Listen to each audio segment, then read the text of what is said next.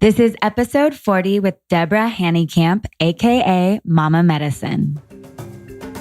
Every ounce of your being is made up of molecules of energy vibrating at different frequencies that determine your experience here on planet Earth. This podcast's intention is to inspire you to elevate the vibration of your energy for yourself and for all of us. This is The Elevator. Hop on in and ride into the ethers with Britt and Tara of Elevate the Globe. I don't want to give people anything from outside of themselves that says, take this and this will heal you. I want people to be able to find that giant cup of ayahuasca within them. And it is, because it's a consciousness that's in the earth and a healing consciousness. That medicine is within us.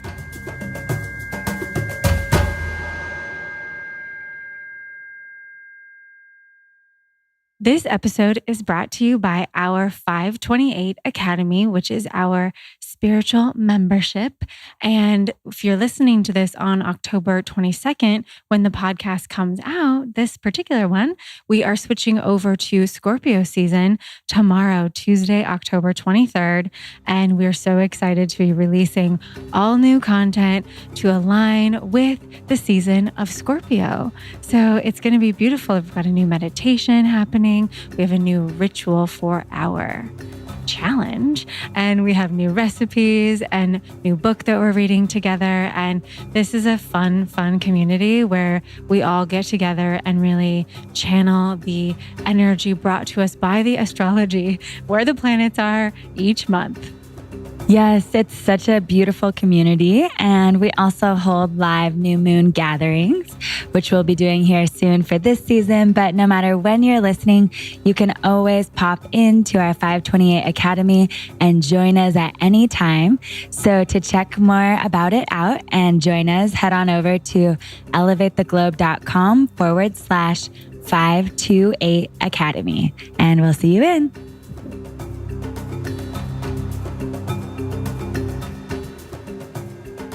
Welcome back to The Elevator, and today we have a special guest with us, and her name is Deborah, and she goes by Mama Medicine, and she was here from New York, where she resides in LA, and we just so happened to catch her with a canceled appointment, and it was a beautiful alignment for you guys to really connect with her and listen and hear all of the wisdom that comes through her and everything that she has to offer. So she is a beautiful healer. She offers medicine readings, and we go into what that actually is on the podcast. But her work has been featured in Vogue, New York Times, and Marie Claire. And she's really about helping us to connect to our inner shaman. So the shaman within us all. And we really talk about the power of love. And we do talk about her own shamanic journey and what her relationship to ayahuasca was, because she did 8 years of training to be an ayahuasca practitioner. And we talk about her ability to see and read auras, and a little bit about her family. And, it's just, she honestly just charged, I can't say it enough. Like, she charged up this room. Britt and I had a bunch of downloads after she left. So this is a cool episode. No, she is such a powerful healer. And, I actually heard of her first from my friend Joy, who was actually on the podcast. She was early on. Yeah. Communion by Joy. And she has worked with Mama Medicine a lot, and actually went to Lake Como, where one of her retreats were, and had so many incredible things to say about her. And then Jordan, our friend, the Balanced Blonde, has had sessions with her and told us so much about her work. And then we just were at a tea ceremony, and we were doing the whole tea ceremony. It was amazing. And then after the tea ceremony, which we talk about in this episode, the woman, Jess, who was leading it, said that Mama Medicine was downstairs. But Tara, you said that you actually thought Jess was Mama Medicine because you've seen Mama Medicine's posts and you thought they kind of looked alike. So you were basically like picking up on her aura in the room because she was literally right downstairs during the tea ceremony. Yeah, she was, when Jess was like, I knew it wasn't Deborah when just very shortly in, but I could feel her energy. And then at the very end, she's like, yes, Mama Medicine is downstairs doing readings. I was like, what? Yeah, that makes sense. So I sent her a message and we were both like, oh, she's in town. Like we should definitely have her on the podcast and, just connect. And it just so happened the next day, today, that we're recording this podcast, she had cleared her schedule for a podcast. So we're like, this is great. So the universe aligned for us to come together. This podcast episode is so full of inspiration, light, so much wisdom. Her journey is beyond inspirational. She's a mama. She's a powerful, empowered woman in the healing wellness world, and drops so many incredible. Oh God, I just can't. It's so much energy, so much good energy. Yeah. Yes. So we're so excited for you guys to listen, and definitely screenshot as you're listening. Tag us, tag Mama Medicine. Let us know your favorite part. We're so excited. We cannot wait to hear what you think about this episode. So enjoy.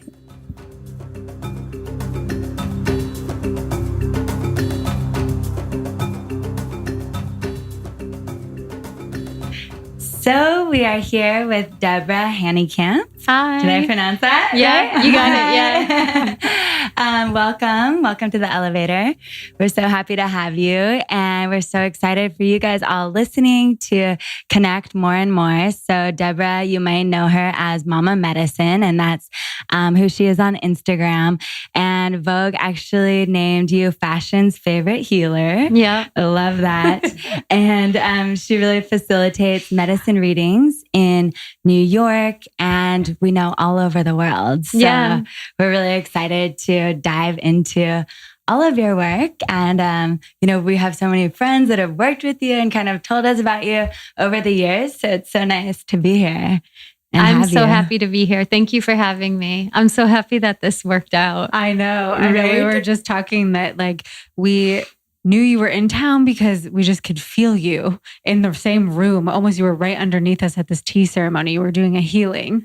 And I was like, Deborah's around. Something. And then Jess, who was leading the tea ceremony, is like, Mama Medicine is downstairs doing readings. I was like, I knew it. And we reached right out to you on Instagram, and you had a cancellation in your day. So we were able to do this. It's kind of magic. It is magic. Yes. So I love it when the universe brings us all together to do some really cool stuff. So we're excited to dive into lots of things we want to talk to you about. But first, we always ask everyone who comes on the elevator to do just a quick little elevator pitch of who you are and what it is that you do. My name is Deborah Hanekamp. You may know me as Mama Medicine. I describe myself as a seeress, which is a person who sees auras, because that's the one thing that's most natural for me with reading energy. And I offer something called medicine readings, which is a one-on-one group and retreat experience in which we go through a sort of spiritual counseling and healing ceremony that is all geared towards you being your own healer. Oh, I love that. Oh, that was really good. Yes. Yeah. That was a good elevator pitch. Yeah. Yeah. All right. I feel like that's like the New York in you. Like you got to get it right. You're the fast talking. So amazing. Yeah. Well, I feel like that perfectly describes so much of what we've heard about your work. We're yet to have a reading with you, which I know we will. Yeah. But I have heard how you've said that you could actually see readings since you were really young, right? Yeah. So when did this all start? And was it like right out of the womb you could see, or? So I've been thinking about this question because I've been being asked this question quite a bit lately. And I had a pretty massive head injury when I was 5. I slammed my head into like a sharp metal door and went totally unconscious and like woke up in a different place. And I remember having this like multi-dimensional experience while I was passed out. And I definitely remember seeing auras after that point. So I wonder if it was like something with that, but it's really been that long. So it's hard to remember, that far back and be able to tell exactly when I've been able to see them. But I realized that not everybody could see auras when I was 12. And I was talking to my friends about like the colors around people, and they all started laughing at me. And so that's when I realized like I was seeing something a little bit differently. Oh, wow. Interesting. Yeah. That makes sense. Cause as a kid, you're just assuming that everybody sees things the way you do. So yeah, you would never ask. And wow. And so, did you start to notice after you found out that other people couldn't, that you were able to actually like use these abilities to help, or how did that kind of cultivate? I've always had like a really intensely like soothing energy around people. Like my aunts talk about when I was 3, me talking to them about like really massive life issues and being able to like comfort them through like really strong experiences in their lives. Mm-hmm. And so I've always had like an intense focus on healing and like even I was reading my journals from when I was 9 years old. And it was like, I'm here to heal the world. Like the true master, the true healer is love. Like love is the most important thing. Like this is like 9 years old, like just direction, Wow. Yeah. So I think that the seeing auras is just like, we're all energetically so sensitive. Some of us feel or hear or smell. I see, and so that's just helped me with that intention. Mm-hmm. Yeah. So what kind of, for you, what is an aura? Because I can see auras a little bit, not cool. Probably. I would love to understand, like for you, what it is like you're actually seeing around people. Because I wonder like if it's similar. It's like the shape of the body extended. Mm-hmm. So like the energetic body, and it moves around a lot. Uh-huh.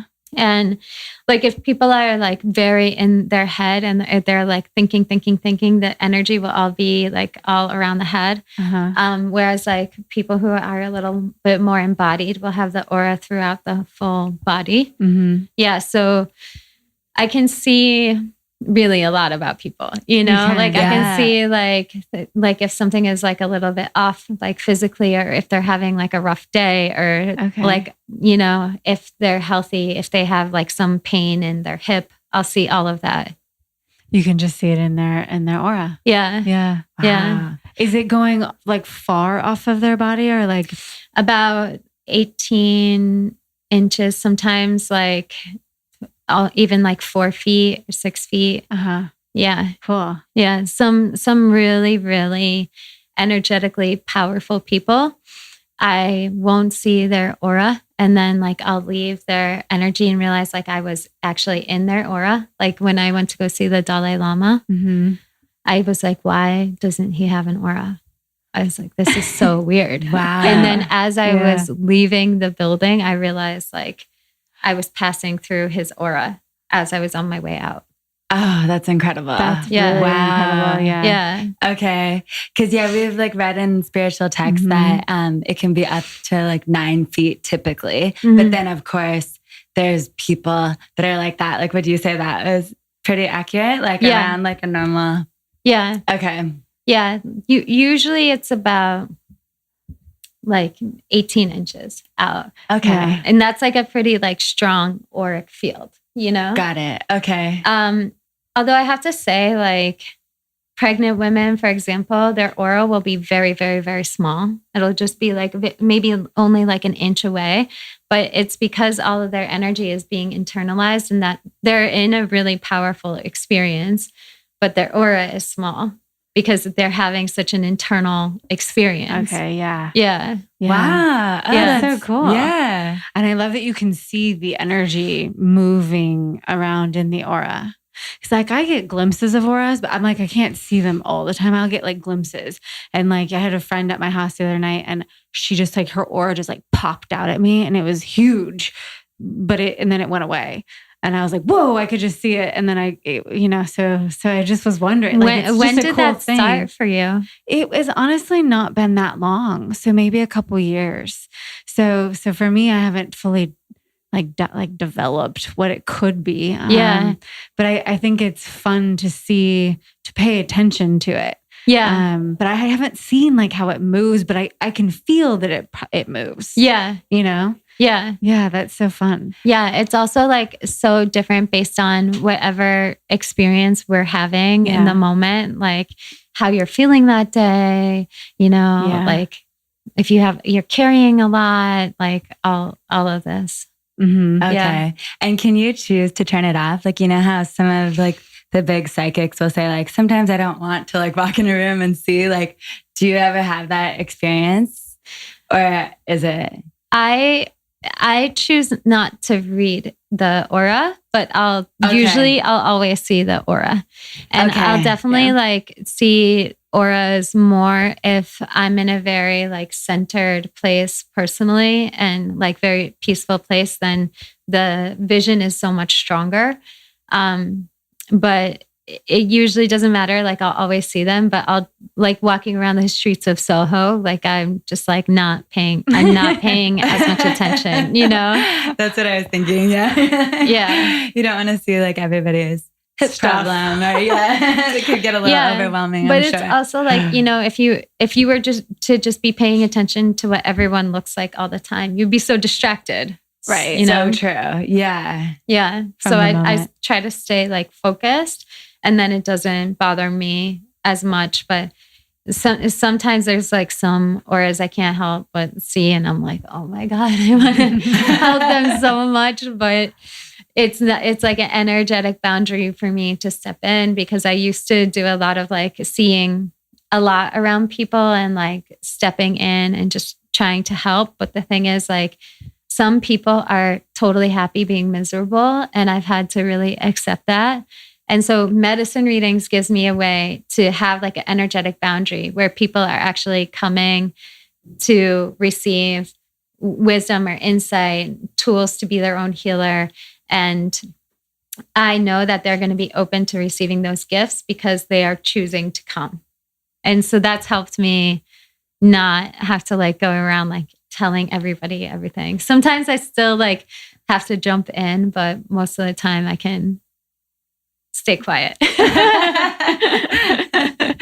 That makes sense. Yeah. No, I feel like it's nice. We were just talking to somebody else who was saying that, a lot of times, like when people come for healing, they have to be doing like their own work on their own to hold the healing and to be in an open, like receptive, willing space to get it. So I'm sure like, especially for you that sees the aura, it's so much more like of a great energy exchange both ways. That makes definitely. So much sense, Yeah, definitely. Well, they're choosing if you're coming in and you're like, spending money and taking the time to come to see me, you're choosing to receive everything that is coming in, and you're gonna pay attention. Versus like me trying with like family or friends to like help them through something, and then I end up like storing their energy in like an energetic backpack that I carry around with me. It's like that. So that's really helped me have boundaries in my personal life through doing what comes naturally for me as a profession. I love that. Okay. Love that. Cool. And like, I'm actually thinking about your own family. Like, do you...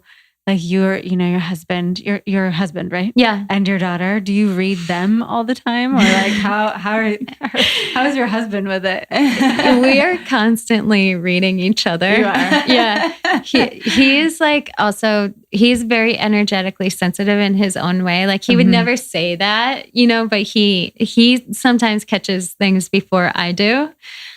And I think that he's just like a very clear person. He's like one of the most like grounded and honest people I've ever met. And so that I can just like see everything. It doesn't really bother him. Okay, Yeah, that makes sense. He doesn't really like have anything to hide.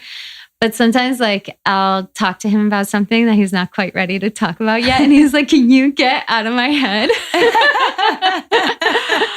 I spiritual practice? Does he have anything that he's doing that helps him be really clear? I think that right now his most potent spiritual practice is showing up as a really present and loving father. I love that. Yeah, he's just like extremely, extremely devoted to our family and especially to our daughter. And, you know, he was a judo master for most of his life. He grew up in Holland and he was like, I don't know, some level champion. And I don't know too much about judo, but now he's like teaching her judo. And yeah, I think that actually that has like opened him up as a human being so much. But before we met, he went through a whole spiritual awakening where he just like let go of all drugs and alcohol and like different substances. And he was like quite young to be doing that for a guy. He was 26. And then he continues to have his own way of accessing spiritual energy through like contact with his guides. But he's like very, very personal about it. It's a very personal experience for him. So it's like guides and poetry, basically. That's beautiful. Yeah.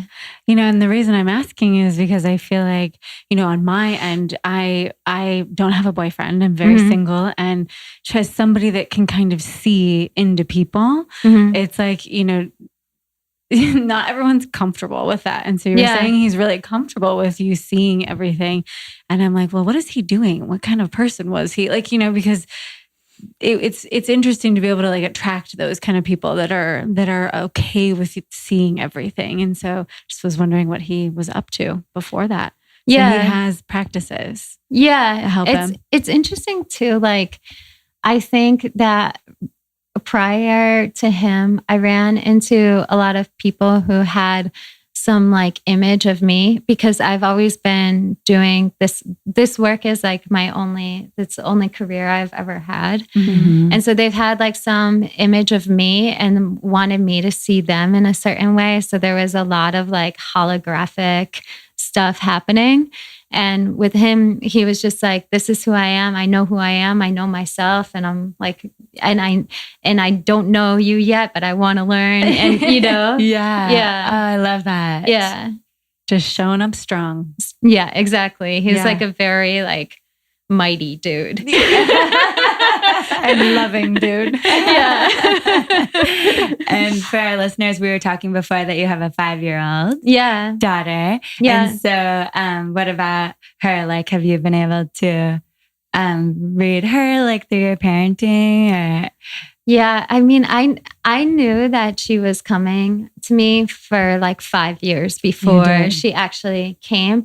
Because in my visions, I kept on seeing these like bright, beautiful blue eyes and this white owl with like sapphire eyes would keep on visiting me. And I knew it was her. Wow. And it was really interesting because I thought I couldn't have kids.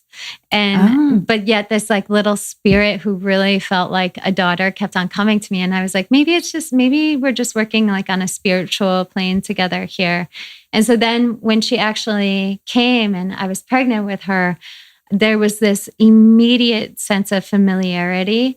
And like, she just is really my soulmate, you know? Yeah. And I don't know, like, I feel like for me, there's nobody who knows me better than her at 5, you know? It's like, who is this kid, you know?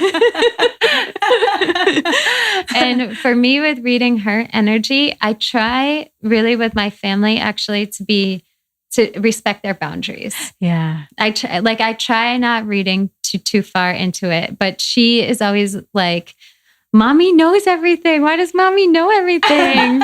Like, I know, like, because she's the person who I'm most connected to. So it's like any little thing is off or anything like that. I'm like, Munai, what are you doing right now?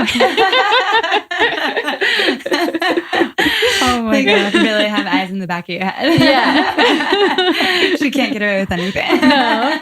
Like, I felt like one day, something is off right now. Like she's up to no good. And I opened the door to her room and she was like writing all over the floor. I was like, oh you're writing.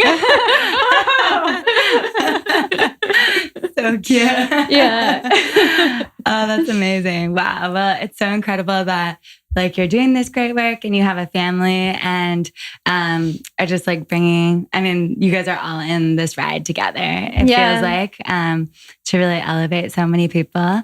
Yeah. So it's really inspiring, you know, that you're able to do it with having a daughter. I think like about how the most powerful work I can do in this lifetime is through the example that I set.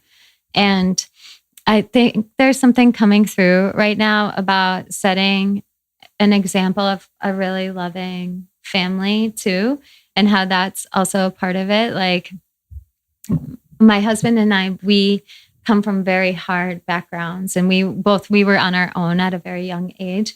When we came together, we knew we were each other's family, and there's something very like grounding about being able to set an example of, you know, you can be a mom, you can have a career, you can have your spiritual practices, you can have a family, you can be involved, you can be loving, like really, really living like a boundless life, you know?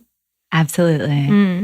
Oh, I love that. Yeah, such a strong message. And I feel like that's what I'm hoping to do as well. And, you know, just continue to strive for every day. But I think like you can't have it all, and it doesn't have to be at the expense of anything. Right. You know? And like, I don't want my work to just be the words I say or like, you know, practices I get, like, yes, do a ritual bath, but also like live your life in a balanced way. And so I think really a lot about the example that I set, and I take a lot of responsibility for that. And I think it's so interesting now, even today, how you guys are asking about Herman and my daughter, and like how fortunate, how blessed it is to be able to set an example like this. Yeah, it really is a beautiful thing to be able, you know, I think there's so many people in this world that think like you can only have a couple things going well at one time. So if your family life's going well and, you know, you have a boyfriend, but like your career sucks. Yeah. It's like something's got to always be like a thing. Yeah. And it's like, it doesn't have to be, especially if you're living in a balanced way. Yeah. And you're really working internally on you. And I love that you've basically like moved into like, I want to help you be your own like transformation, like your own guru, if you want to say that, you know? Yeah. When did that kind of start? Because I know you have a history of doing like ayahuasca ceremonies down with a shaman in Peru, but I know that you kind of moved away from that, and I'd love to dive into that. But when did that kind of shift happen for you? Was it just a few years ago, or like when was that? Because I'm wondering if it was like in conjunction with the Aquarian age shift. Yeah. So yes. That was kind of like a long question, but I'm like, what's going on? Long question, one word answer. Yeah. So basically like being able to see auras and sort of having like kind of tumultuous upbringing that left me on my own when I was 17, I just really deep dove into everything spiritual. Like I could not get enough. Like anything spiritual or healing related that would be happening, I would have to try it. I would have to do it. I was so curious about it.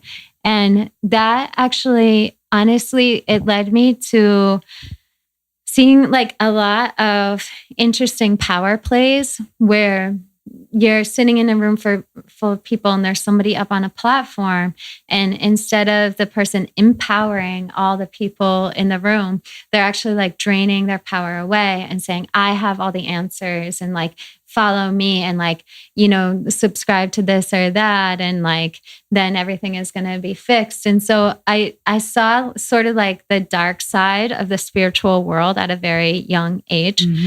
And it always made me a little bit mad, you know? Like Makes sense. Yeah. It was so frustrating because I would see like some really powerful, like amazing people just giving their power away to someone who really was in some spiritual suit for the attraction of money or power or sex, you know? Yeah. And so, and I also like being like a young, like attractive girl in the spiritual world. I had a lot of like spiritual teacher men who were like very creepy to me, you know? So like that led me to having to do a lot of like the work on myself, because I kind of stopped trusting these circles and people and stuff like that. And with ayahuasca, you know, I did 8 years apprenticeship going back and forth from the Amazon. And the whole apprenticeship, it's like for you to be able to then lead your own ayahuasca ceremonies after you finish.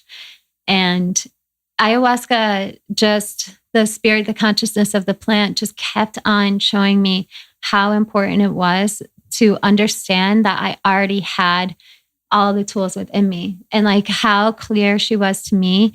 Like the ceremony that I did on the day that I got my coronation, which is basically like the initiation that says you can now lead your own ayahuasca ceremonies. The spirit of ayahuasca presented herself to me as an old woman. And she was like, you don't need me. You don't need me. You have me within you. We will always be together. I will always help you. And it was really like, that was kind of the final push I needed to help me to understand that, yes, that's right. I don't want to give people anything from outside of themselves that says, take this and this will heal you. I want people to be able to find that giant cup of ayahuasca within them. And it is, you know, because it's a consciousness that's in the earth and a healing consciousness. That medicine is within us. And I think that people get to feel the vibration of ayahuasca when they are around me and when they come for medicine readings, because there's a really strong, like, mothering energy to my work. Just like when you drink ayahuasca, like you're getting schooled. You're getting schooled, but in a divine feminine way, where it's like, you know, I might have to be a little tough love with you, but I also love you, you know? And it's a very similar energy that I have when people come for medicine readings. Like, I have zero problem telling people where they're messing up. And like, what are you doing? Like, how could you be doing this to yourself? Just like ayahuasca shows you. But it's without having to give somebody something outside of themselves. And even with medicine readings, like I tell people, don't come more than once a month. Once a month is enough. If you try to book more than once a month, I'm going to check in with you and tell you, wait, process, integrate, and then let's meet again, you know? Or if I feel like people need longer, I'll be like, wait, 3 months before booking again. That makes sense. Yeah. Okay. Yeah, I love that. I feel like we've gotten messages in different ways because a lot of people ask us about like spiritual drugs and like mushrooms and, all sorts of like ayahuasca is the biggest one for sure that people are using. And like what our views are on it and like the messages that we've always just felt intuitively and received in so many different ways is so similar. Like, a lot of times those things, depending on what it is, of course, because some things can be mixed with other things nowadays, and who knows, can have like consequences on your body and your mind. And it could get you there faster than you're maybe necessarily ready to get to some place, but you can get to all of these places on your own within yourself if you're, willing to do that without consequences on your body and your mind. And so I love, we were reading that you were doing all the ceremonies, and then we read how you felt about like finding it within. And we were like, yes. Because I just feel like it's like such a strong message that we've heard so much. And it's not like we're judging anybody, of course. Yeah. And I know like the way that you are doing the ceremonies is so different than so many people do. Which was also a big reason why I walked away. Okay. Yeah. But I mean, like, regardless of the forum, you know what I mean? It's like no judgment at all, but just the fact that like you received that message and that it all is within us, we're able to like have the growth and the evolution and anything that we need, inside. Yeah, it definitely, like, with ayahuasca, I look at it like I had a really, really intense early life. And I feel like I needed a very, very intense medicine and healing. And I like the amount of insight and like how so much healed from my past and like where my family of origin and my relationship with my family of origin now has a lot to do with all of the healing that I received from these very intense experiences. And but I also know that with enough like compassion and enough balance, which I would have found anyways, I would have come to that same place, you know? So it's really just like, as long as your intention is focused on love, then the healing will occur. And you don't necessarily need anything outside of you. Like you love your dog, you know, you love your kid. Like we all have something that we love. And so it's just through focusing on love that we do the most immense healing. Oh, I love that. Yeah. Even too, I'm just like trying to imagine what your journey must have been like for those 8 years. And I just can't imagine like how much dedication that was and like what a journey it was in itself, you know, like, and you were working with the plants, but even aside from the plants, like that just has to be such commitment and dedication. Such commitment. You know? Like, you know, my apprenticeship for the first 2 years, it basically was like, I cleaned up buckets of puke. Oh, great. For 2 years. Wow. Yeah. I'm like, let's go into this. Yeah. Like, okay, let's get into the nitty-gritty. What was this like? For puke, 2 years. Cleaning puke and also like, you know, it was like a very intense apprenticeship. Like I was the only woman. I was the only American in the apprenticeship. Like it was interesting. So the first 2 years was actually involving my teacher sending me very, very dark energy to see how I could handle it.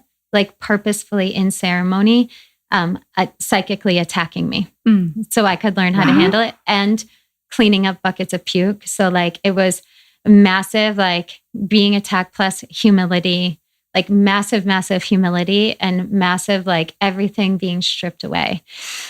Yeah. Wow. Okay. Yeah. I could see what he's doing there. Yeah. That's kind of a lot. Did you know he was doing this?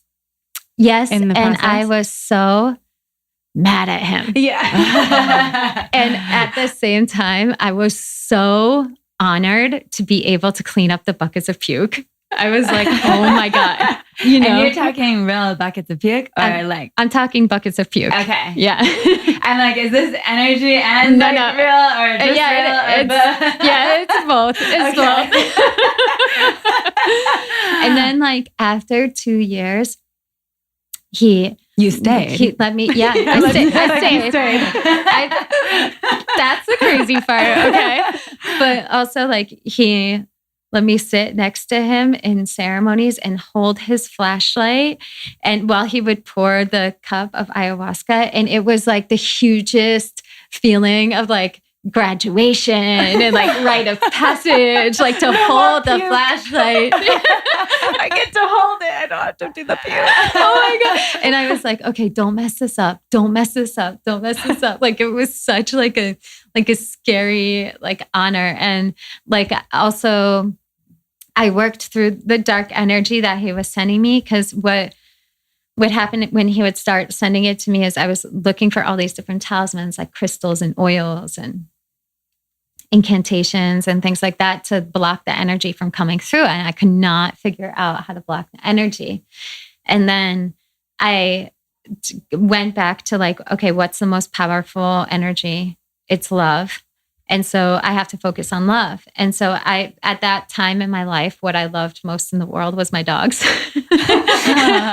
And so I just like totally would focus. I would feel that energy coming on and I would focus in on my dogs and I would feel how I feel when I'm around them. And all of a sudden the dark energy couldn't touch me anymore. It was like this massive form of light was just radiating off of me and nothing could get through. Because of the power of love. Yeah. I hope that everyone really understands and hears that right now. The dark energy cannot touch you if you are radiating love. Yeah. It just cannot penetrate you. Yeah. So that is the answer to a lot of the protection Yeah. questions that we get. It's just the love. Yeah. Pulsated out in the body. Yeah. I mean, you know, coming into like a more public place, it's been like a little bit challenging for me because I have always felt more comfortable being a little bit more behind the scenes. But I realized that I really had to do the work that I was meant to do in this lifetime. But part of being seen more is that like more projections get sent to you and more judgments and things like that. And you know, for me, if I'm not really staying focused on love, what I'm doing here and why I'm doing it, then all of a sudden all those projections get in and like confuse me and distract me and that kind of thing. But when I'm staying focused on love, it's like, boom, nothing can stop the energetic flow that wants to come through. Wow. Oh my gosh. That's so powerful. So it's cool that you tried all those other things too. And like, you know. Yeah, nothing was working, you know? Yeah. Nothing. And I tried so many things. Yeah. So it was okay, what happened after the flashlight? Where'd you go from there? So basically like in the mestizo lineage that I apprenticed in, it was like a certain form of it. You basically like the whole apprenticeship is teaching you to sing. Like you're meeting plants and you're learning to sing. And so like you're sorry, but Britt and it's just a lot of messages for Britt right there. What with singing? Singing in the plants. So really, so many healers have told her about she needs to sing, and I've seen so many things about plants for her. And so wow, giving a little side eye here. Yeah. Is that all waking up now for you in the past couple of years? Yeah, it feels like I've been just like developing my throat chakra so much to match what's inside. Yeah. And to be able to like come out in the same way that I feel because I'm a feeler. Yeah. And so, like singing, it's like the only thing that I wanted for my daughter, but probably just for me. But that was always what my conscious mind told me. But yeah, so many people have told me that that's what I'm supposed to work with. Are you going to do it? Yes. I want to. Good. Yeah. Yes. So I'm interested to hear like how this was. Yeah. Okay. So one of the things that I use now that I took from my apprenticeship is the Icaros, which are the medicine songs that I learned, because it's really like at this point, having spent the 8 years there, it's really just like how I know how to heal.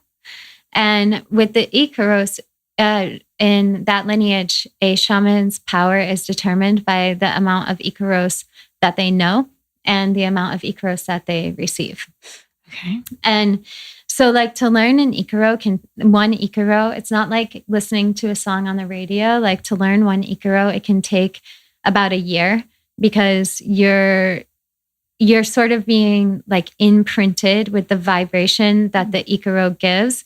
And then also the Icaro is given power because you are singing to the plants that you have dieted with, meaning you've spent like, around 10 days fasting and just drinking a specific tea. And so then you ask that plant, can I sing to you? And then maybe you can sing to them or no. When you receive your own Icaro, that's a very, very powerful thing. That's like, it might not even happen for some shamans or healers. They don't use the word shaman there. That's why I say healer. They just say healer. Okay. So to receive an Icaro, it's an indication of being sort of like a very high level shaman and like really powerful shaman. And it's also like what you can use to heal with the most powerful vibration. It's like to really like break up energy. And the Icaro works with you how you are calling the Icaro to work with you and work with the person that you're working with. So actually like when I was stepping away from ayahuasca, this is a little zigzag in the story, but when I was stepping away from ayahuasca and working with ayahuasca in that like face-to-face intense way, and really honoring what I'm meant to do is medicine readings, and that's it, and it's okay. I was really looking at like, well, can I still sing the Icaros? Because, you know, it's not my DNA, this lineage, you know? And when I first started working with ayahuasca, there was so many, it was just taken in such a sacred way. Like you would never say ayahuasca and drug. Never. Like you would never look at it like that. Okay. You would be really so honored and so well prepared to be in that experience. And everybody there would be really like very like well educated, usually like elderly people in ceremonies. Mm. And, you know, after like 8 years, I just saw a lot of people going down to the jungle, buying a bottle of ayahuasca, getting the right outfit and being like, I'm a shaman and I can now serve ayahuasca in Brooklyn and Topanga and things like that, you know? And so I also saw how that actually affected the indigenous people and how it affected the Amazon jungle itself, and how ayahuasca started to become overly harvested, and also chacruna, the plant that the tea is mixed with. And so I was really like torn, like if I don't want to take anything from this culture that, even though I was so blessed to be able to spend 8 years like very intertwined with, it's not mine. And so I looked at the textiles and I was like, no, I don't need to dress in a certain way. And I don't need to have like certain textiles around me and other different things like ceremonially from the work that just didn't feel like it was necessary for me or for my work. But the Icaros is just, it's like they're so ingrained in me. I almost couldn't not sing them because it's like 8 years of my life dedicated and being trained to hear things in a certain way and sing things in a certain way. And like, it would almost feel like holding back something that is so incredibly naturally coming to me to not sing them. And so that's when I also like my teacher that I apprenticed with, we still connect sometimes because he is like really very happy about my daughter, because he gave me the plans to get pregnant with her. So he likes to check in every once in a while and see how she's doing. And so it was something I got to talk with him about. And he was like, no, you have to sing the Icaros. Like you can heal so powerfully through your Icaros. Like you have to sing them. And that was really like a confirmation for me to say, okay, the Icaros feel good for me. So I'm learning the Icaros. Okay. Now they're coming in. And it was like such a powerful energy coming through, right? And at this time, I was apprenticing with my first teacher, who was a student of the man that gave me my coronation, my initiation, who gave me the plans to be pregnant with my daughter and all of that. Wow.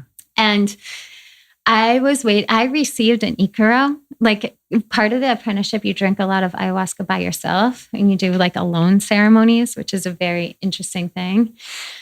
And I was doing a personal ceremony and I received an Icaro in the personal ceremony. And I was so thrilled by it. Like it came through. It was so clear. It was like an Icaro came to me, and the teacher can see when you receive your Icaro, like, because your whole energy becomes so much stronger.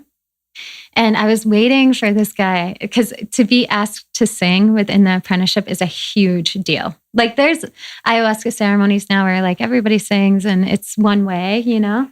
Yeah. But like in that lineage, to be asked to sing was like a huge rite of passage. It's like holding the flashlight, but like on steroids.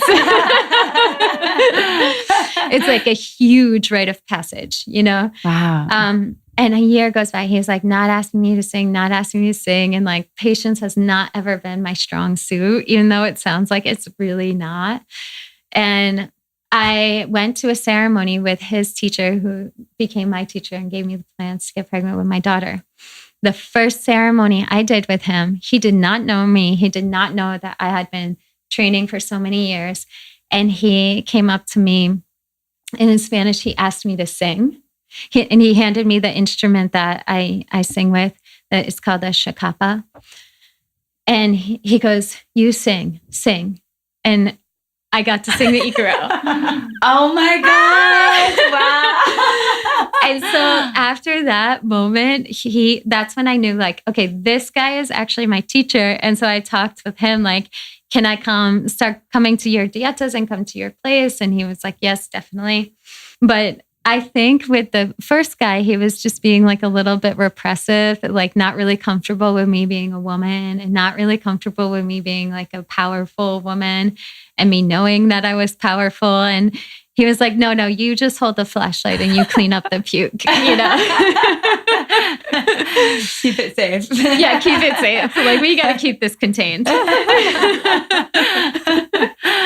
Oh my gosh. Wow. So then you were guided to your teacher. Is he still your teacher now? Or? You know, in some ways, I feel like a lot of the way the culture surrounding ayahuasca and like how popular it's become in parts of the Amazon has changed him a lot. And so like I still love him very much as a person, and I will always be forever grateful to him. But I felt like the last time I was there, it might not be the cleanest energy anymore to keep going. Okay. Yeah. I understand that. Yeah. Yeah. Times have changed with it. And yeah, I've never done a ceremony. No. No, I think I thought about it a couple years ago, but it just felt kind of, I could feel it was kind of on the verge of not feeling that sacred anymore. Mm-hmm. Or at least where I was drawn to be doing it. Mm-hmm. It wasn't in the Amazon. It was somewhere in LA somewhere.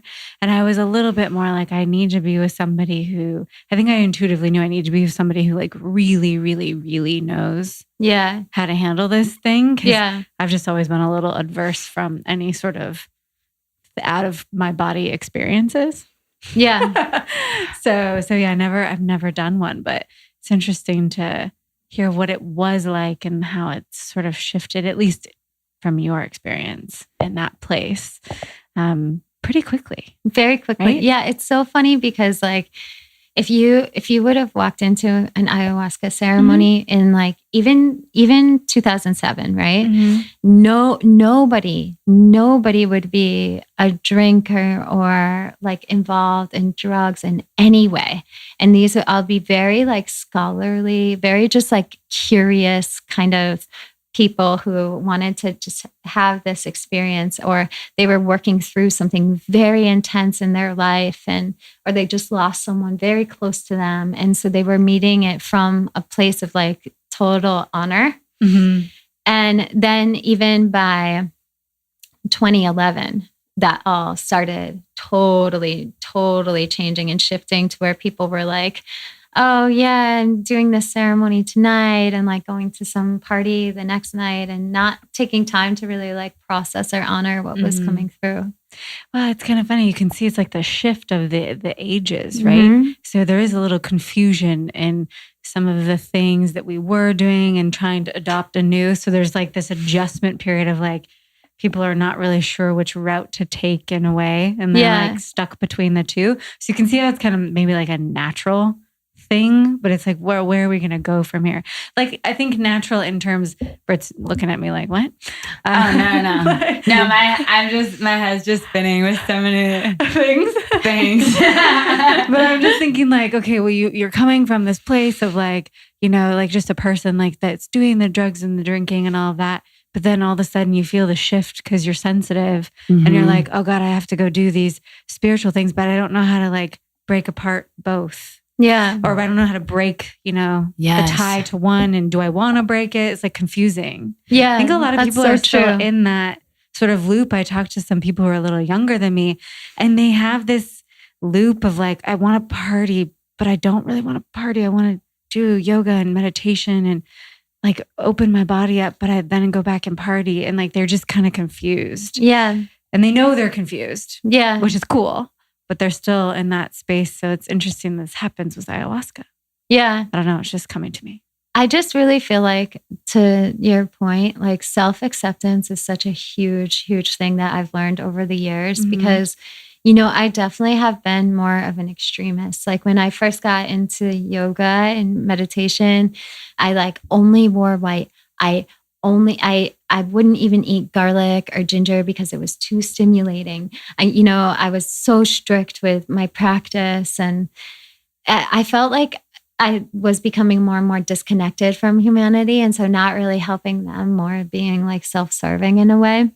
And now, like, you fast forward 17 years later, and sometimes it's really nice to just like sit on the couch and watch a movie, really, Yeah, definitely. Or like, even with alcohol, like I've been always pretty strict about not having it, but like sometimes it's really nice to have a glass of wine. Or if I'm with friends who it's just very natural for them to drink wine or whatever, I'm not going to make them feel uncomfortable around me by not drinking the wine and being like, no, I don't, I'll share it with them because it's a way of celebrating and like having more of like an open, like open image and self-acceptance, because I think that repression, like it causes that zigzag and it causes the pendulum to swing really far in both directions. So like one day, you're being super spiritual, you're meditating, maybe drinking ayahuasca, and the next day you're like going to, I don't know, like a rave and doing all sorts of different drugs, and like you can't quite find yourself. But if you sort of keep the pendulum in the middle ground where it's just like, I know who I am, I know what my intentions are, then I think that any actions that you take, it's coming from a conscious place. Yeah. Yeah. I love that. Yeah, I love that a lot. I feel like it's more about using your intuition to know like the energy of something. Yeah. And I like that. I feel similar about alcohol. Like I honestly don't really have it ever or very often, but it's like I will sometimes. Yeah. But I do like, I just feel the energy of something. And like a lot of times the energy isn't really attractive to me. But if it was something like that where I was with friends, and then I would, or like in Paris. In Paris, yeah, it's like absolutely, why not? But I think it is just all about like the energy that you're feeling with really anything, and everything. It's about like, what is that energy, and is it repressive or is it expansive? And also like if you're not approaching like whatever it is you're doing in life from a place of repression, then you have the gift of moderation. You're giving yourself permission to be open to your intuition and whatever wants to come through for you. And so very naturally, like if you would have the wine, you're going to moderate it. You're not going to have a bunch of like a little bit is enough, because it's just a more like moderate, natural, like expansive thing to do, Yeah. So that's also an interesting thing that I've found personally, where before in the ayahuasca apprenticeship time, especially, you have to be very strict with your diet and like lifestyle. And so I felt like there was a lot of like a pendulum swinging back and forth and like, Yeah, definitely. Like, yeah. Which is like not a fun ride. Right. Like no flexibility. Yeah. It feels like. Yeah. Okay. Yeah. That makes a lot of sense. Yeah. Cause we feel like we've been talking a lot about commitment recently. And like especially for me, like I used to be so non-committal. Yeah. And so I've like been able to find committed practices that have like taken me so far and like allowed me to go so deep within myself. But I feel like I have to allow myself to have flexibility and freedom and intuitive flow like within the commitments. Yeah. And then not have guilt if like I break them. Yeah. Or like, but like overall, I feel like it's with having those commitments that like makes me feel the best. Yeah, definitely. Definitely. I think like showing up for a regular practice and being committed to it, or being committed to like your work or your family or whatever it is, that actually gives you so much freedom. Like in that discipline, you actually get like so much freedom, right? But it's when when you start placing too many rules on your life and like you start to put yourself in a little bit of like a spiritual cage, then like the pendulum also has to swing in the opposite direction, Yep. Yeah. Yeah, you're right. I like it. It's like keeping it just sort of in the middle. Do not go too far on either end. And it's just like harmony all the time. Yeah. Yeah. The flexibility is definitely the biggest thing we've been talking about. And that's basically what you're saying too, you know? Yeah. Like I am the same way. Like I'll have a glass of wine if I'm with friends. Like I had one on Sunday because this bottle of wine that one of her friends made. And there was like all of this like love and art that went into it. And we were just like enjoying it together. And it was such a fun afternoon. And we were all just out, just connecting. There were like new friends. I was reading their numerology and, you know, so it's sort of the energy, I think, around all the situations that have things like that. But then, you know, it's like I'm pretty much good for a while. Yeah. That, yeah. You know, and then there's situations where I've chosen, well, I'll have a glass of wine right now. And then I'm like, but this wasn't a right situation for me to feel because I don't feel good having this now. Yeah. Like it didn't enhance the situation the way I thought it would. It was like, so it's just, you become more selective. Yeah. Maybe about certain things that you're doing. And you just like hear your body say, yeah. No. Yeah. Right? Yeah. Not this time. I'm good. Yeah. Like listening. Yeah. Actually listening to the body. Yeah. Not just doing something because everyone else is doing it. Right. You know? Yeah. So true. Oh my gosh.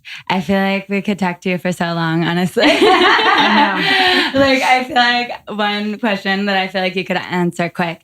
If somebody got a chance to do ayahuasca in the ceremonial form that you were doing it in, like with the amount of time and all of that, like, would you still recommend it, or would you still say that they can find that cup within?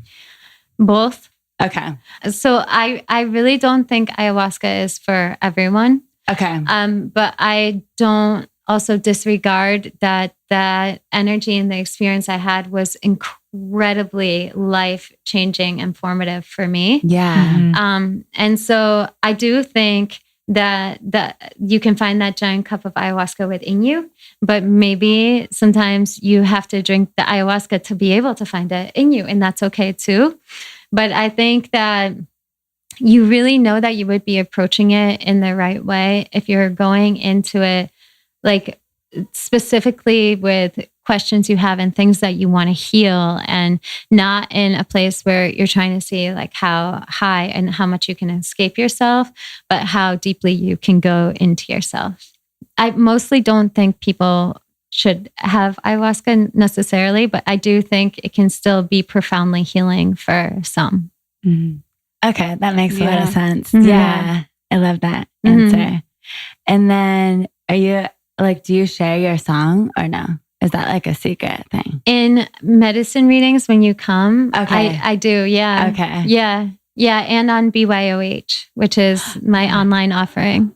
Oh my gosh, amazing. Okay. Yeah.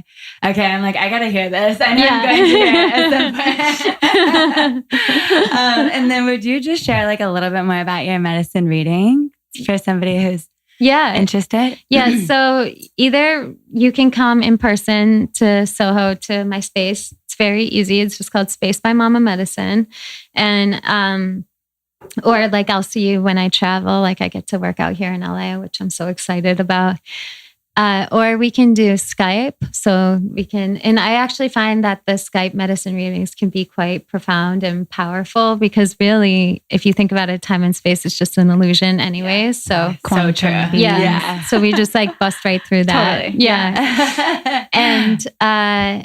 And then there's also group medicine readings, which I travel quite a bit to offer. And I really love offering the group work. And I think it's really profound to do a one-on-one and a group experience to see how much our particular energy affects the collective consciousness. Like I was doing a medicine reading last week and it came through that nettles was meant to go in everybody's bath, and nettles tea.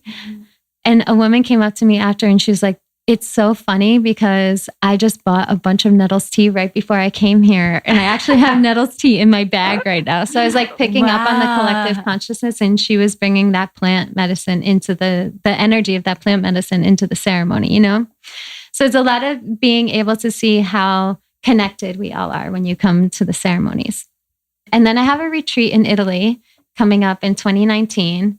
which is like a deep dive into my work. I really love the retreat experience because it's like one spaced out medicine reading. And I was just telling the girls on the way over here, like it's a lot of energy to hold the whole like 5 days. It's a lot of energy to hold. But I love doing it because I can go the deepest with people when they're removed from their life situations, you know?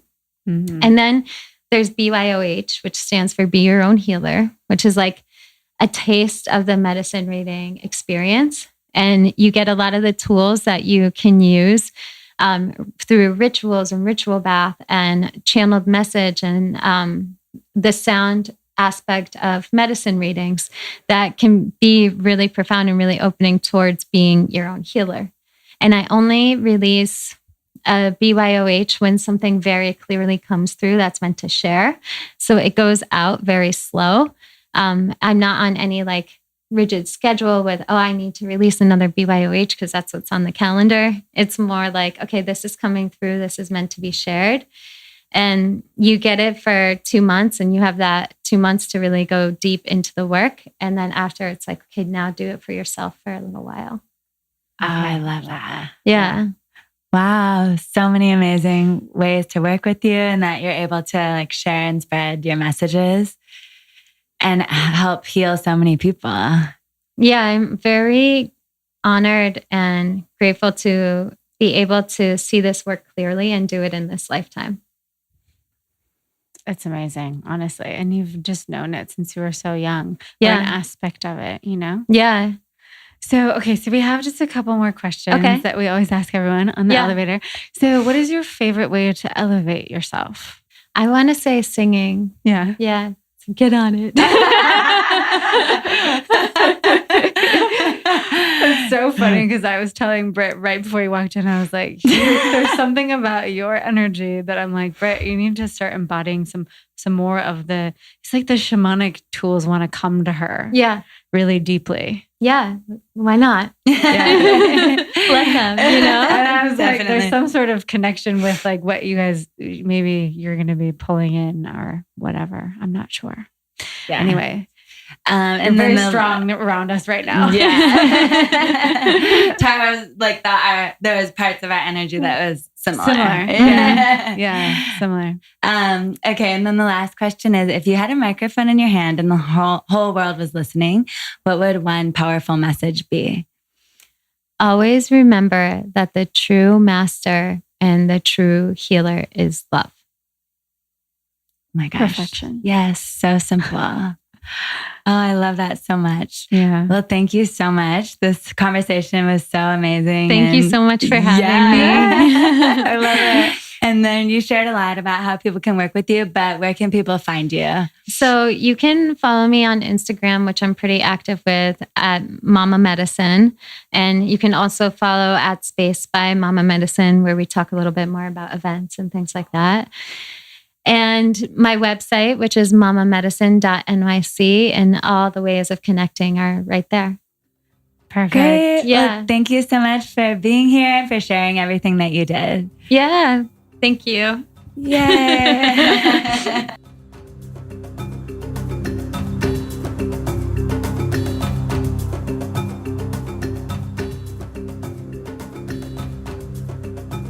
And there you have it. Mama Medicine, just opening up everyone, really opening up our hearts. And I don't know, she literally, I said earlier in the episode, she literally left a vortex open in this room. She has very, very powerful energy, and it's beautiful because it's unassuming, you know? It's unassuming. You see her and you're like, she looks peaceful and lovely. And then she talks and it's like the vibration of her sound current coming from her. She just is a very powerful woman. She really is. Yeah. It was such a kind heart and such a message of love. And we really felt that sitting with her and being in her energy. And it was just such a great transmission. Honestly, I don't think I can remember another episode where I had so many questions in my head. Like I said, my mind was spinning because I probably had like 10, 12 more questions that I couldn't ask. But I'm just like, I don't know. It's just also interesting. Her journey and everything she shares. And, it just got me on this whole, oh God, it just expanded my mind so much because I'm like, the ayahuasca and the healing and all of it. The herbs and the songs. The herbs and the songs. Oh my Jesus. Oh my Jesus. You guys would have laughed if you would have seen Britt and I when she said it was all about herbs and singing. And Britt looked at me and I looked at her and I was like, oh my God, this is wild. Because you guys know that Britt's been getting messages about, she's very drawn to herbs. Like she can't get enough. It's funny. And if you could have all the herb books, which you just don't buy. I don't know why you don't buy them all, but you probably could have a whole library. I've always kind of seen you in visions kind of twiddling little herbs and smelling them and playing with the, I don't know, it's just really funny. And I have a big herb cabinet. You do. But actually sitting in the earth, playing with them, I don't know what it is. Whatever. But that and the singing, I'm like, oh, I knew Mama Medicine was going to have some messages for you. Yeah. Well, before she came, Tara actually said, I can sense there's a lot of similarities with your energy, but there's of course differences, but there's something, that's a thread. And that was definitely something cool that came through. So because, funny. Shaman Dirk, everyone's told me about singing, the throat chakra, Satdev Bear Singh gave me the 25th Puri of the Japji to chant, which I mostly just listened to. Yeah. And that came through in the episode because when she shares about the song, what's it called again? I can't remember. Yeah. But anyways, she talks literally left my subconscious. It's already. Okra or something like that. I think that's an herb or a vegetable. I mean, sounded like that. But anyway, you guys are going to laugh because you're going to be listening to this right after. And we're literally recording this right after and we can't remember. But anyways, I've never heard that word before, whatever it is. It's some ayahuasca thing. Ayahuasca song. I don't know. Shaman song? Yes. Healer song. Yes. Healer. So anyways, that song, when she was talking about how she basically, was given this song and you sing it to the plant and then not that many people are actually given one specifically to them. And she downloaded and received one and then was also asked to sing it, which is a high honor. So anyways, she's telling this story and I'm just thinking that the 25th Puri was given to me and I think I should start there, but then I'm supposed to sing and chant the whole Japji. Yeah. Which we'll talk more about in an upcoming episode with Guru Jas and the power of it, the vibration of it. Anyways, but it's just, I don't know. Yeah. And then I sat here and was like, where should I start singing? I was like, why don't you just learn the Japji? And she's like, oh my God, I literally got that message. So just double confirmation. That's where you should start. Yeah. So it's just interesting. This song is coming through in more spiritual ways. So if anybody that's listening, if you have gotten any messages about your throat chakra, about singing, about song, maybe you pick a mantra or maybe you'll receive one in your meditation or maybe somebody will give you one. But, it is just such a spiritual tool and just hear how that really was used for healing for not only herself, but now for so many other people. Was really powerful. Yeah, and I want to get a reading with her and I want to hear it. Yes. I want to be able to hear her healing song because I feel like that if it's given to you, there's a power in it specifically for you to be sharing. And so I feel like that's got to be some serious healing that's activated when she sings that song. So she does amazing ritual baths and really can kind of go and read your energy. She was telling me at the very end when we went off that she's like, do you want to have kids? And it's like, yeah. She's like, there's 2 of them. And I was like, okay, well, I know about one of them. And I was like, and she's like, well, there's one really close to you and there's one further behind you. And I was like, well, I've gotten messages that there is a girl who's hangs around me. And I don't know if I've told you guys about this. Her name is Elizabeth. I think I've told you. Her name's Elizabeth. She talks to me a lot. She's hanging around. And I'm just like, just chill for a minute. Like she wants to be born. She wants to be born. Yeah. She's, through Tara. Yeah. Through me. And then there's a little boy, I believe. And he's a lot younger than her, in physical and also she said he's further behind. So yeah, I thought that was funny because I've seen super cool. Yeah. And then I was like, well, cool. So she can see stuff and she can see your aura and she can see the energy. Like she talked about, the energy moving in the aura. So there's a lot that she's doing and tapping into. So it's so really, really cool. Yes. We hope you guys really took away so many pieces of inspiration from that episode. You can see how she really has been committed to her own healing and how, she was really gifted with this ability to heal other people and has just been cultivating it more and more and sharing it with the world. And it's really exciting. So yeah, you guys, this was a fun one. We just had such a beautiful download after she left and just the whole conversation. And we were just so happy to be able to share these things with you and connect you to people like Mama Medicine and really bring more of these spiritual tools and practices and just awareness to you. And thank you for allowing us to do that. So we love you all. And yes. Now we'll get into some lobby talk because we love a lobby talk. Lobby. It's time for lobby talk.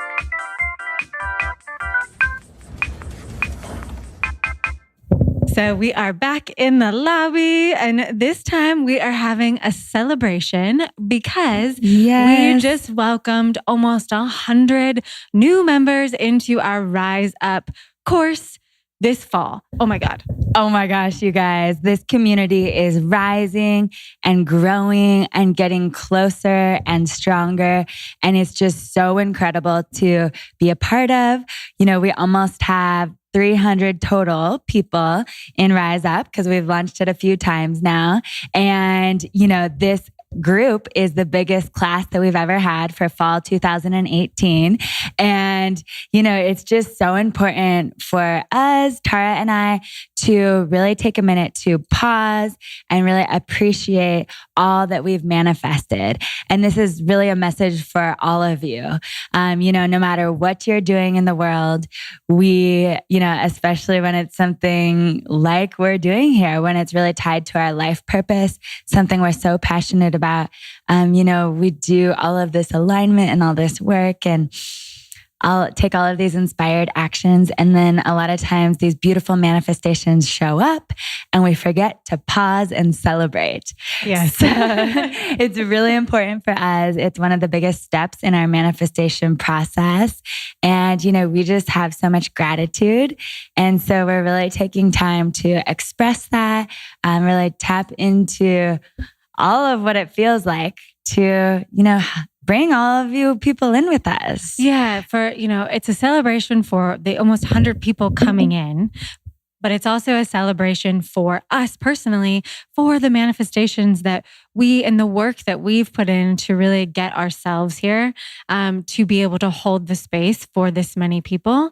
And it's beautiful. It's beautiful on both ends. And for us, it really comes down to that commitment. And we're committed to continuing to move forward, to continuing to hold space for hundreds and thousands of more people. And every day it just gets bigger and millions. Yeah, let's go. Let's be real, and every day it just gets bigger. And that's just for anything in your life, especially if you have goals, moving forward that are really big goals. It's like, just keep going.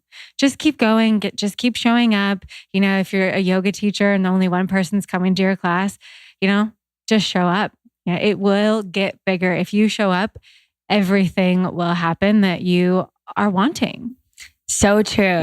Yeah. If you stay true to yourself and, you're really connecting to your why and you're really, giving your beautiful energy towards something, it will manifest. It will. And, it's just about continuing to have the self-care and practices to keep you in alignment with your dreams.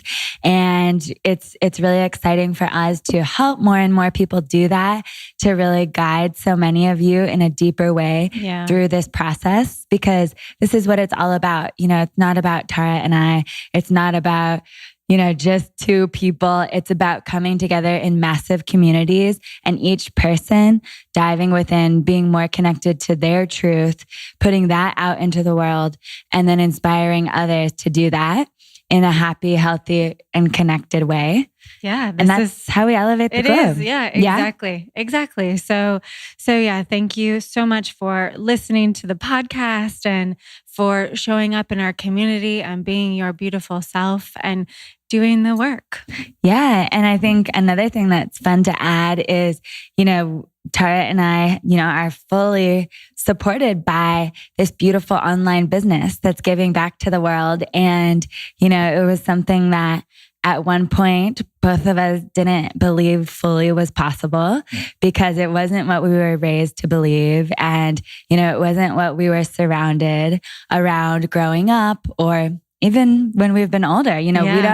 We now know a lot more people doing this work and, having online businesses and living their purpose, but it wasn't something that, we really knew about until we really started pursuing our calling, listening to the messages. And so we just hope that it's inspiring for any and everybody out there who's wanting to share their gifts, especially online, because nowadays it's such an amazing gift and it's such a, it's just a way of the times now. It is. Right? We can, be anywhere and share anything that we want to. And I feel like the world is kind of going in that direction. Like people are starting to really, I've said this before, like people are starting to work wherever they want, on any time zone they want. And it's not a big deal. It's like you just pick up and go, work in Tulum if you want to, because you can, and why not? So there's a lot more freedom, location freedom that people are finding, and then they're, just as supported, if not more so, doing that kind of lifestyle than before. So, for us, it's just like always what's possible, like breaking limitations of what we think is impossible and just making it possible. It's like just every day, it's like, what else can we break our limitations on? Because anything is possible for anyone. And I to kind of echo what Andrea was saying on the last episode, we did episode 39, we do live a very privileged life and we are very fortunate for that. And so, we definitely understand that as well. Yeah. And, we think that everybody can live a privileged life. We know that there's circumstances sometimes that make it a lot harder for people than others, and we all have our different paths. Our souls chose to come down here on the planet for different reasons at different times in different capacities and forms. But ultimately, we all have the power to create our own reality. We all have the power to be a positive example and be part of the solution, no matter what. And I truly believe that. And so, it's exciting to hopefully inspire more people to do that. A big message that we care so deeply about is that, you are able to be abundant and privileged and happy and healthy and free, especially when you're doing your calling, especially when you're doing, your purpose and what you love, and especially with any kind of spiritual work out there, because a lot of times there is limiting beliefs that you have to do things one way, and, you can't do something that you love and be successful, or you can't, not work for somebody else and be successful, or, whatever it may be. There's tons of different ideas out there. Yeah. So just breaking free of those ideas and moving forward with your calling. So, Mama Medicine, Deborah, who is on today's podcast, is such an incredible example of really following her gifts, following her heart and her passion and her calling. And it's beautiful to see what that really produces, how many people we can all heal and elevate. And it's really exciting to see more and more examples and expanders of people doing this great work in the world, to allow our minds to really get behind the idea that it is possible. Absolutely. So We love you guys. Thank you for listening. And we are celebrating over here. Yes. And we will see you for our next episode. And we love you.